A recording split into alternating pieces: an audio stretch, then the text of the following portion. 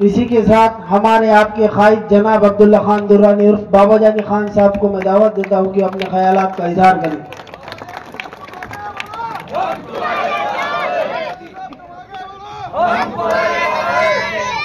आज के जलसे के सदर जनाब अली चौस मुजाहिद खान साहब, जिन्होंने अपने ख्यालात का इजहार किया, परवेज हाशमी साहब, राजू पामे, पिंटू सेठ भाई थे,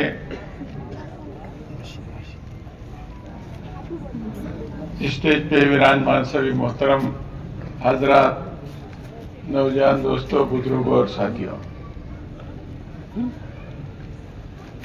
ये 20 तारीख को जो इलेक्शन होने जा रहा है, मेरा बोलने का मकसद ये है कि जहां पर सक्षम और ताकतवर मुसलमान जो चुन के आ सकता है, उसमें मैं अपनी उम्मीदवारी की अर्जी की मांग कर रहा था, तो उसके पवार साहब ने मुझे ईबी फॉर्म भी दिया था, पार्टी ने ईबी फॉर्म दिया था। लेकिन उन्होंने ये बात कहा था कि अगर सिचुएशन रही तो दाखिल करना, नहीं तो नहीं दाखिल करना। एक मेरे ऊपर उन्होंने विश्वास अपना व्यक्त किया था, और उसके बाद मैंने जब पार्टी का आदेश आया कि ईबी फॉर्म मत दाखिल करो, तो मैंने दाखिल नहीं करा, क्योंकि यहां पर भी जो कांग्रेस का उम्मीदवार है उसको मुजाहिद खान साहब ने कहा कि 5 साल के वास्ते हमने उसको उम्मीदवारी देके उसको चुना के लाया था, क्योंकि हम भारतीय जनता पार्टी का उम्मीदवार जो फड़ था उसको चुन के आने देना नहीं चाहते थे।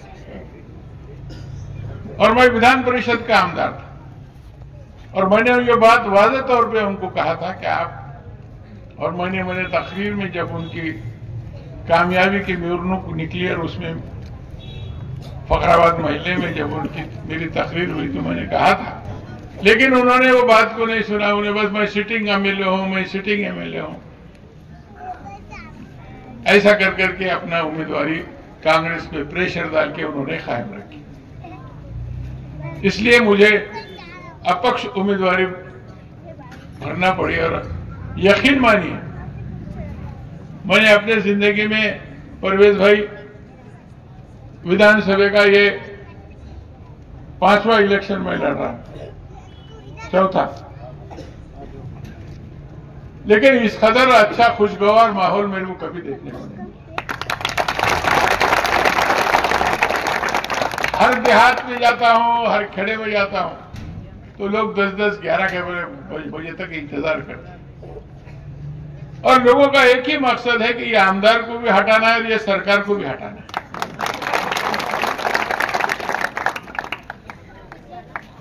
और यकीन मानिए कि हमको भारी अक्सरियत से कामयाबी मिलने वाली है। मराठा आरक्षण के मुद्दे के ऊपर जरांगे पाटिल ने मुसलमानों के भी आरक्षण की बात की, धनगरों के भी आरक्षण की बात की।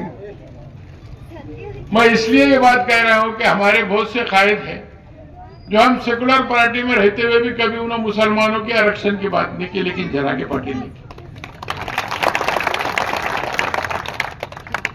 ये बहुत बड़ी बात है ना परवेज भाई।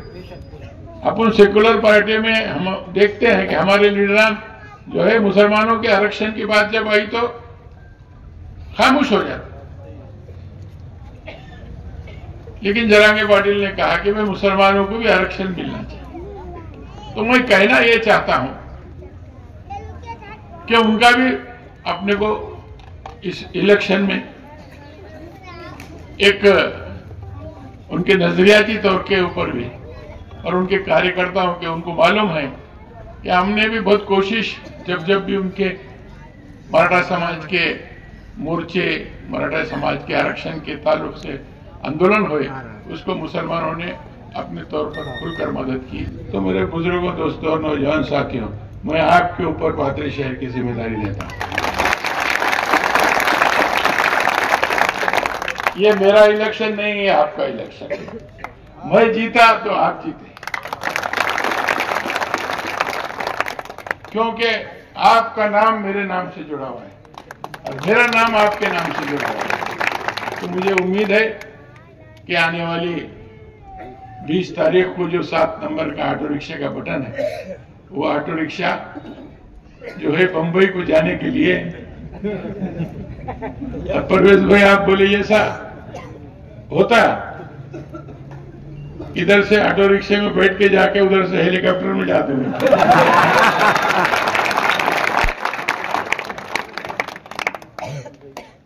तो इतनी बड़ी आपके वोटों में ताकत है और मुझे उम्मीद है कि पाथरी का हर नौजवान, हिंदू, मुसलमान, जितने भी अपने पाथरी में रहने वाले सब लोग हैं, उनकी इज्जत मेरी इज्जत उनकी इज्जत है। और इसी तरीके से आप बड़ी अक्सरियत से पहला काम आप ये करेंगे कि आप ज्यादा से ज्यादा तादाद में अपने वोटिंग का परसेंटेज बढ़ाते हुए ज्यादा से ज्यादा वोट करेंगे। घर का कोई शख्स वोट देने से कासिर ना रहे, इसकी दक्षता, इसका ख्याल रखते हुए भारी अक्सरियत से मुझे कामयाब बनेंगे। इन्हीं उम्मीद के साथ मैं अपने 2 अल्फाज खत्म करता हूँ। खुदा हाफिज़।